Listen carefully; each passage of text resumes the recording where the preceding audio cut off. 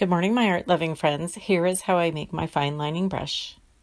Take a brush that you don't care too much about. Select ever so slight the amount of bristles and pull them to the side. Cut the rest of them off. And then trim it up nice and neat. You can give it a try to see if you've got a thin enough line. If not, wash it off. Take a few more out and snip those babies off. If you want your brush to be curved, all you need to do is leave it in water with the bristle side down overnight, and you should have a lovely curved brush.